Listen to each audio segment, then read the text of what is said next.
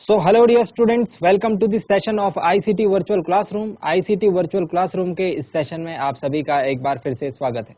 मेरा नाम है Rajesh Chamola, teacher science ICT virtual classroom Dehradun से। एंड इस सेशन में हम लोग बात करने वाले हैं क्लास 10th की साइंस के ऊपर, कक्षा 10 विषय विज्ञान के ऊपर। आई होप आप सबके सब फिट फाइन हेल्दी होंगे, बिल्कुल रेडी होंगे क्लास के लिए। चलिए स्टार्ट करते हैं आज की क्लास को। आप लोग अपना ध्यान जो है स्क्रीन पर बनाए रखना, क्योंकि हम लोग बात करने जा रहे हैं यहाँ पर बोर्ड एग्जाम के पॉइंट ऑफ व्यू से जो इंपॉर्टेंट कॉन्सेप्ट हैं उनके ऊपर। ठीक है, सो बोर्ड एग्जाम में जो आपके अधिकतर बातें पूछी जाती हैं जिन टॉपिक से, उनको हम डिस्कस कर रहे हैं। और आज की क्लास में भी हम लोग कुछ ऐसे फॉर्मूलाज और कुछ ऐसे न्यूमेरिकल्स के ऊपर काम करने वाले हैं जो कि कई बार आपके बोर्ड एग्जाम में पूछे गए हैं। और हाँ, यहाँ से काफी सारे स्टूडेंट्स को डाउट रहता है, माइंड में कंफ्यूजन रहता है, तो उसको आज क्लियर कर देंगे। तो चलिए चलते हैं आगे की बातों को समझने के लिए स्मार्ट बोर्ड की स्क्रीन पर। तो चलिए डियर स्टूडेंट्स, सबसे पहले हमें एक क्वेश्चन दिख रहा है स्क्रीन पर, है ना। इस क्वेश्चन को हम लोग स्टार्ट करते हैं। थोड़ा मैं क्वेश्चन का फॉन्ट साइज बढ़ा देता हूं ताकि आप आसानी से क्वेश्चन पढ़ पाओ। ये है क्वेश्चन, एक बार क्वेश्चन को रीड करते हैं। क्वेश्चन है, कोई 4 सेंटीमीटर साइज का बिंब किसी 15 सेंटीमीटर फोकस दूरी के अवतल दर्पण से 25 सेंटीमीटर दूरी पर रखा है। दर्पण से कितनी दूरी पर किसी पर्दे को रखा जाए कि स्पष्ट प्रतिबिंब प्राप्त हो। प्रतिबिंब की प्रकृति तथा साइज ज्ञात कीजिए। सो जो आपसे क्वेश्चन पूछा जा रहा है वो बिल्कुल साफ साफ है। आपसे ये पूछा जा रहा है कि प्रतिबिंब की स्थिति बताइए, प्रतिबिंब की प्रकृति बताइए और प्रतिबिंब का साइज बताइए। देखो, ये पर्दे वाला जो कहानी इन्होंने लाई है ना बीच में, ये जो पर्दे वाली कहानी लाए हैं बीच में, ये आपको बस कंफ्यूज करने के लिए है। आपको बस कंफ्यूज करने के लिए। इसका सीधा सीधा मतलब है प्रतिबिंब की स्थिति से। देखो, अवतल दर्पण है, मैंने क्या बोला है, क्वेश्चन पढ़ना है पहले और क्वेश्चन का एक डायग्राम बनाना है, रे डायग्राम अपने हिसाब से। अवतल दर्पण है मतलब कि ऐसा होगा, यहां पर उसके पॉलिश हो रखी होगी, है ना, यहां पर उसके पॉलिश हो रखी होगी। अब क्या कह रहे हैं कि 15 सेंटीमीटर फोकस दूरी है, तो ये हो गया इसका मुख्य अक्ष, ये हो गया P, यहां पर हो गया फोकस। तो दैट मीन्स कि ये दूरी कितनी हो गई भाई, 15 सेंटीमीटर हो गई। ठीक है, इसके बाद ये कह रहे हैं 4 सेंटीमीटर साइज का बिंब 25 सेंटीमीटर दूरी पर रखा है। अब हम एक बात और जानते हैं, क्या जानते हैं हम एक चीज और जानते हैं कि जो फोकस, जितनी ध्रुव P से फोकस के बीच की दूरी होती है, फोकस दूरी होती है, उसका दुगना जो है वक्रता त्रिज्या होती है। मतलब कि यहां से यहां तक की जो दूरी होगी वो 30 सेंटीमीटर होगी, क्योंकि फोकस तक की दूरी 15 सेंटीमीटर है ना, फोकस दूरी 15 सेंटीमीटर है। तो ये वक्रता केंद्र तक की दूरी, जिसको कि हम वक्रता त्रिज्या यानी कि सेंटर ऑफ कर्वेचर बोलते हैं, यहां तक की दूरी कितनी हो जाएगी, 30 सेंटीमीटर हो जाएगी। ठीक है, अब देखिए क्वेश्चन क्या बोला है, अवतल दर्पण से कितनी दूरी पर रखा है, 25 सेंटीमीटर दूरी पर। तो जाहिर सी बात है 25 सेंटीमीटर कहां पर आएगा भाई, यहां कहीं आएगा, इसके C और F के बीच में कहीं पर आएगा। और ये भी बता रहे हैं कि ये जो हमने वस्तु रखी है, इसका साइज, इसकी जो हाइट है वो 4 सेंटीमीटर है। क्या बोल रहे हैं, 4 सेंटीमीटर साइज का बिंब। इतनी बात समझ में आ गई है, इतनी बात समझ में आ गई है। ठीक है, अब आपसे क्या बोला जा रहा है, आपसे ये बोला जा रहा है दर्पण से कितनी दूरी पर किसी पर्दे को रखा जाए कि स्पष्ट प्रतिबिंब प्राप्त हो। ठीक है, मतलब कि प्रतिबिंब कहां पर बनेगा, अरे जहां पर प्रतिबिंब बनेगा भाई वहीं पर ही तो हम पर्दा रखेंगे, है ना। अब दिमाग में आपको काफी सारी चीजें जो है आपके चल रही होंगी, अगर नहीं चल रही तो आपको जो है पीछे चीजें पढ़ने की जरूरत है। देखो, ये क्या है, अवतल दर्पण। अवतल दर्पण से जो प्रतिबिंब बनने के हमने 6 केसेस पढ़े थे। ये कौन सा केस है, जब वस्तु C और F के बीच में रखी हो, वक्रता केंद्र और फोकस के बीच में रखी हो। प्रतिबिंब कहां बनता है, प्रतिबिंब बनता है C से परे। मतलब कि प्रतिबिंब यहां कहीं बनेगा भाई, C के पीछे, इधर ही बनेगा, इधर तो नहीं बनेगा, C से आगे नहीं बनेगा। क्यों, क्योंकि हम पढ़ चुके हैं इस बात को। देखो, ये चीजें आपको याद रहनी जरूरी है एट द पॉइंट, आपको ये न्यूमेरिकल में बहुत ज्यादा हेल्प करेंगी। ठीक है, किरण आरेख वाले जो न्यूमेरिकल्स हैं उनमें ये बहुत ज्यादा हेल्प करेंगी। देखो, कहां रखा है हमने वस्तु को, C तथा F के बीच। प्रतिबिंब कहां बनेगा, C से परे, मतलब C से दूर। कैसा बनेगा, बड़ा बनेगा, वास्तविक तथा उल्टा बनेगा। तो आधी चीजें तो आपने क्वेश्चन में खुद ही बता दी। क्या क्या पूछा था, देखो क्वेश्चन में, देखो क्या क्या पूछा था। क्वेश्चन में पूछा था आपसे, ये रहा क्वेश्चन में पूछा था आपसे, क्या क्या पूछा था, प्रकृति और साइज। प्रकृति तो आपने ऑलरेडी बता दी, वास्तविक और उल्टा बनेगा, है ना। ये कैसे बताया, अभी हमने क्वेश्चन सॉल्व भी नहीं करा, टेबल के बेसिस पर हमें जो चीजें याद थी उसके आधार पर हमने बता दिया कि इसका जो प्रतिबिंब बनना है वो वास्तविक और उल्टा बनना है। और कहाँ बनना है, कहाँ बनना है, सी से परे बनना है। ठीक है, देखो ये आपको करना सीखना है। अगर आप ये काम करने लग जाएंगे, ठीक है, स्टार्टिंग में आपको थोड़ा सी मुश्किल आएगी, ठीक है, अदरवाइज आप क्या करेंगे, अदरवाइज आपको जो है जैसे जैसे आप प्रैक्टिस करेंगे आपको ये आसान लगने लगेंगी चीजें। चलिए आप क्वेश्चन को सॉल्व करते हैं। मैंने क्या कहा था, पहले किरण आरेख और उसके बाद क्वेश्चन को सॉल्व करने चलते हैं। तो क्वेश्चन को सॉल्व करने के लिए हम लोग सबसे पहले जो जो चीजें हमें दी हुई हैं वो हम लिख लेते हैं। तो हमको क्या क्या चीजें दे रखी है भाई, 4 सेंटीमीटर साइज का बिंब, बिंब का साइज हमें दे रखा है। बिंब के साइज से क्या मतलब है, बिंब के साइज से हमें मतलब है कि बिंब की ऊंचाई दे रखी है हमें, और बिंब की ऊंचाई हम किससे रिप्रेजेंट करते हैं भाई, कैपिटल सॉरी स्मॉल एच से। किससे, स्मॉल एच से। Small H is equal to 4.0 centimetre. ठीक है, किसी 15 सेंटीमीटर फोकस दूरी के, फोकस दूरी यानी स्मॉल एच दे रखा है 15 सेंटीमीटर। ठीक है, 15.0 सेंटीमीटर हमको दे रखा है फोकस दूरी, मतलब कि 15 सेंटीमीटर हो गया। और कहां पर रखा है, जो वस्तु की स्थिति है, जो बिंब की दूरी है, u is equal to -25 centimetre. अब माइनस क्यों आया, माइनस क्यों आया, काफी बच्चे सोच रहे होंगे माइनस क्यों आया। जो हम दर्पण के ध्रुव से और उसके बाईं ओर की जो दूरियां लेते हैं वो ऋणात्मक लेते हैं। याद कीजिए, हमने पढ़ा था कार्तीय चिन्ह परिपाटी से, है ना, साइन कन्वेंशन से, तो ये माइनस आ गया। ठीक है, बाकी जो है जो फोकस दूरी आएगी वो भी क्या आएगी, हाँ वो भी माइनस आएगी इस हिसाब से। ठीक है, तो ये हमारे पास वैल्यूज हो गई जो हमने क्वेश्चन से नोट डाउन कर ली। अब नेक्स्ट है, दर्पण से कितनी दूरी पर किसी पर्दे को रखा जाए कि स्पष्ट प्रतिबिंब प्राप्त हो। मतलब पहले तो हमको V निकालना है, प्रतिबिंब की स्थिति। नेक्स्ट हमको क्या निकालना है, नेक्स्ट हमको निकालना है प्रतिबिंब की प्रकृति और साइज। साइज के लिए हम क्या लिखते हैं, H डैश। ठीक है, इतनी चीजें हमको फाइंड आउट करनी है। तो चलिए वन बाय वन सारी चीजों को फाइंड आउट करते हैं। तो इसको थोड़ा हम लोग साइड कर देते हैं। ठीक है, चलिए अब देखिए इसका सॉल्यूशन। क्वेश्चन तो आपको दिख रहा होगा, क्वेश्चन में जो जो डेटा हमने लिखा हुआ है वो भी आपको दिख रहा होगा, है ना। सो अब हमको क्या करना है, अब हमको क्या करना है आगे, सबसे पहले हम लगाएंगे दर्पण सूत्र। दर्पण सूत्र से, मिरर फॉर्मूला से, है ना।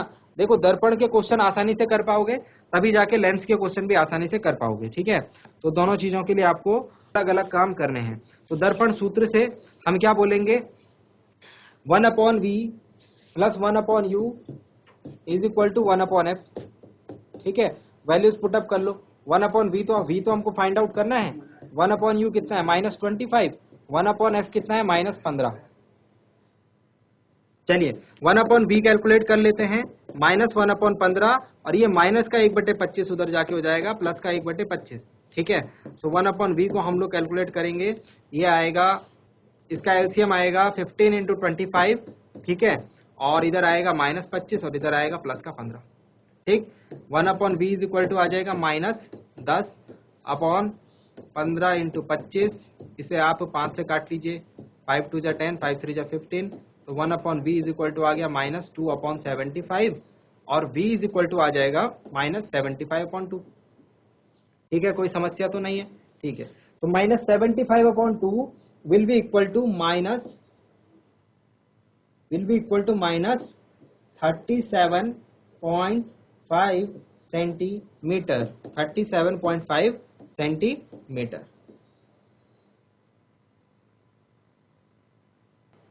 सो ये आया हमारा पहला आंसर, ये वाला आंसर। ठीक है, इसमें हम क्या कहना चाह रहे हैं, इसमें हम ये कहना चाह रहे हैं, अब इसमें हमसे ये थोड़ी ना पूछा था कि बस प्रतिबिंब की स्थिति बताइए, आपसे क्वेश्चन घुमा के पूछा हुआ था पर्दे को कहां पर रखा जाए कि स्पष्ट प्रतिबिंब प्राप्त हो।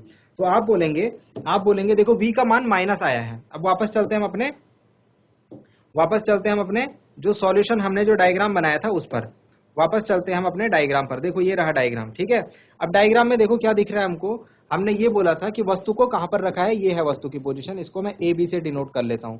ठीक है, प्रतिबिंब कहां बनेगा भाई, प्रतिबिंब बनेगा, हमारा आंसर कितना आया -37.5, मतलब 30 सेंटीमीटर तो यहां से लेकर यहां तक है, तो -37.5 कहीं यहां पर होगा, और ऐसा बनेगा भाई ए डैश बी डैश, ऐसा प्रतिबिंब बनेगा। तो जहां पर प्रतिबिंब बनेगा वहीं पर तो पर्दा रखेंगे। अगर पर्दा यहां रख दिया तो प्रतिबिंब तो आगे बन गया, पर्दा यहां रख दिया तो प्रतिबिंब पीछे बन गया। तो हम क्या करेंगे, क्वेश्चन में हमसे यही पूछा हुआ था कि प्रतिबिंब की स्थिति क्या है। ठीक है, तो आप क्या लिखेंगे इसमें, आप इसमें लिखेंगे अतः पर्दे को दर्पण के सामने 37.5 सेंटीमीटर की दूरी पर रखा जाए ताकि स्पष्ट प्रतिबिंब प्राप्त हो। तो ये हो गया हमारे फर्स्ट पार्ट का आंसर, ये हो गया हमारे फर्स्ट पार्ट का आंसर। आई होप ये वाला पार्ट आपको समझ में आ गया होगा, है ना। अब हमको नेक्स्ट पार्ट में क्या फाइंड आउट करना है, नेक्स्ट पार्ट में हमको फाइंड आउट करना है, नेक्स्ट पार्ट में हमको फाइंड आउट करना है, यहाँ पर एक लाइन खींच लेते हैं। नेक्स्ट पार्ट में हमको फाइंड आउट करना है एच डैश, एच डैश निकालना है हमको। तो अब एच डैश में आपको एक फॉर्मूला बताया था, एक नहीं दो फॉर्मूलाज बताए थे आपको, ठीक है। यहाँ पर इसको सॉल्व करते हैं। एच डैश अपॉन एच क्या होता था भाई, आवर्धन होता था, है ना, मैग्निफिकेशन होता था। और एच डैश अपॉन एच किसके बराबर होता था, एच डैश अपॉन एच होता था माइनस वी अपॉन यू के बराबर, माइनस वी अपॉन यू के बराबर। चलिए अब इसमें यहाँ एच डैश निकालना है आपको, तो एच डैश बराबर आ जाएगा minus V upon U into H, ठीक है। H dash will be equal to minus V कितना है भाई, माइनस वी कितना आया हमारा माइनस 37.5, ठीक है, अपॉन यू कितना आया, यू कितना था माइनस 25, ठीक है, इंटू एच, एच कितना है हमारे पास 4 सेंटीमीटर दे रखी है उसकी ऊंचाई, ठीक है। अब ये माइनस से ये माइनस कट गया, ठीक है, और क्या कट रहा है, यहाँ से पॉइंट हटाएंगे, अपॉन में 10 आ जाएगा, ठीक है।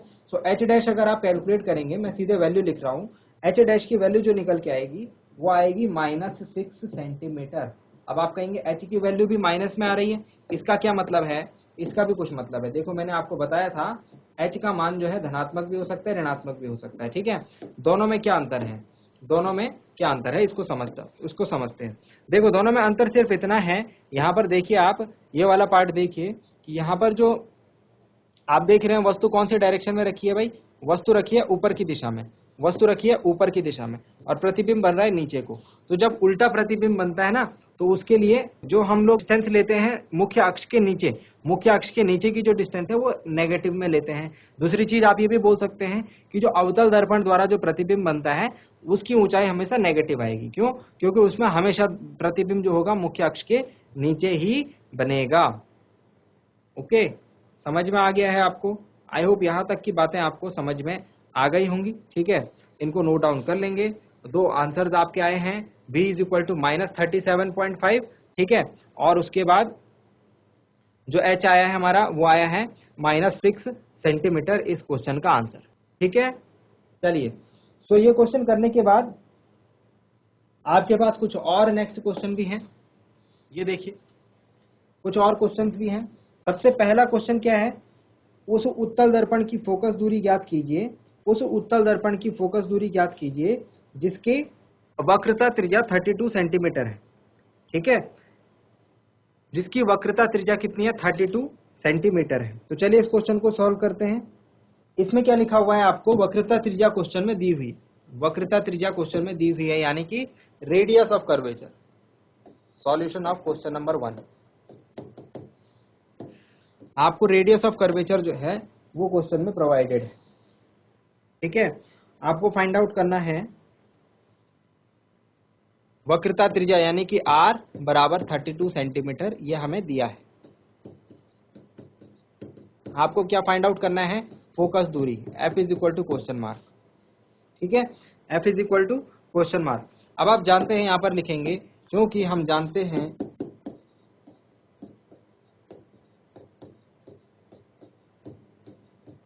कि since we know that r is equal to 2f होता है, वक्रता त्रिज्या और जो फोकस दूरी है उसमें क्या संबंध होता है, 2 गुना होता है ना।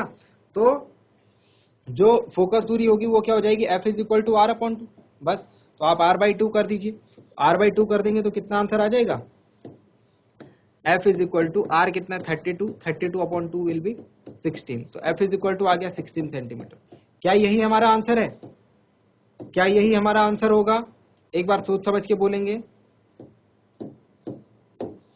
क्या f is equal to 16 centimetre ही हमारा आंसर है, आंसर है हमारा आंसर ये नहीं है, ठीक है, ये हमारा आंसर नहीं है। क्यों, क्योंकि उत्तल दर्पण की फोकस दूरी पूछा हुआ है। क्वेश्चन पढ़ेंगे ध्यान से, ये क्वेश्चन 1 नंबर में पूछा जाता है एग्जाम में, ठीक है, और आप लोग फटाफट से 16 सेंटीमीटर निकाल के आ जाते हो। देखो क्वेश्चन में क्या पूछा हुआ है, क्वेश्चन में पूछा हुआ है उत्तल दर्पण की फोकस दूरी। किसकी? उत्तल दर्पण की। तो उत्तल दर्पण की जो फोकस दूरी है वो क्या होती है? उत्तल दर्पण की फोकस दूरी क्या होगी? धनात्मक होगी, ऋणात्मक होगी? इस बारे में भी सोचना है। तो ये रहा उत्तल दर्पण, एक बार उत्तल दर्पण बना देंगे। ये रहा उत्तल दर्पण, इसमें पॉलिश इस तरफ से रहेगी, ठीक है, और यहाँ पर, और इसका जो फोकस है वो इस तरफ होता है और वक्रता केंद्र यहाँ पर होता है। तो क्या बताइए, ये जो जो ध्रुव P से जो दूरियां नापी जाती हैं, क्या ये धनात्मक होती हैं? हाँ, ये धनात्मक होती है। दैट मीन्स की फोकस दूरी क्या आएगी? धनात्मक आएगी। तो यहाँ पर धन का निशान भी लगाएं, यहाँ पर पॉजिटिव का साइन भी लगाएं, ठीक है। नहीं भी लगाते तो कोई दिक्कत नहीं है, बट इस चीज को चेक करना, ठीक है। कई बार आपसे अवतल दर्पण की पूछ लिया गया और आपने वहां पे माइनस नहीं लगाया तो गलत हो जाएगा, क्योंकि हमें ये बात पता है कि उत्तल दर्पण की जो फोकस दूरी है वो धनात्मक होती है और अवतल दर्पण के लिए ऋणात्मक होती है, ठीक है। समझ में आया है? चलिए, सो नेक्स्ट क्वेश्चन को करते हैं। नेक्स्ट क्वेश्चन में क्या लिखा है? कोई अवतल दर्पण के सामने कोई अवतल दर्पण अपने सामने 10 सेंटीमीटर दूरी पर रखे किसी बिंब का 3 गुना आवर्धित बड़ा वास्तविक प्रतिबिंब बनाता है। प्रतिबिंब दर्पण से कितनी दूरी पर है? क्वेश्चन क्या लिखा है? क्वेश्चन ये लिखा है कि कोई अवतल दर्पण, चलिए इसको नेक्स्ट पेज पर करें। हम कर रहे हैं अभी क्वेश्चन नंबर 2। तो सॉल्यूशन क्वेश्चन नंबर 2 का देखिए, अवतल दर्पण की बात हो रही है, ठीक है। अवतल दर्पण अपने सामने 10 सेंटीमीटर दूरी पर रखे किसी बिंब का 3 गुना आवर्धित या बड़ा वास्तविक प्रतिबिंब बनाता है। तो अवतल दर्पण को बनाएंगे। ये रहा अवतल दर्पण हमारे पास, ठीक है, और इसके सामने कहां पर रखा है भाई? ये रहा ध्रुव P। अब बाकी हमको कोई जानकारी नहीं है कि इसका फोकस और इसकी फोकस दूरी और वक्रता त्रिज्या क्या है ना। तो हम लोग 10 सेंटीमीटर ले लेते हैं, यहाँ से यहाँ तक की दूरी, सपोज ये 10 सेंटीमीटर है, ठीक है। यहाँ पर जो है हमने वस्तु को रखा है, बिंब को रखा है। इसका जो प्रतिबिंब है वो 3 गुना बन रहा है।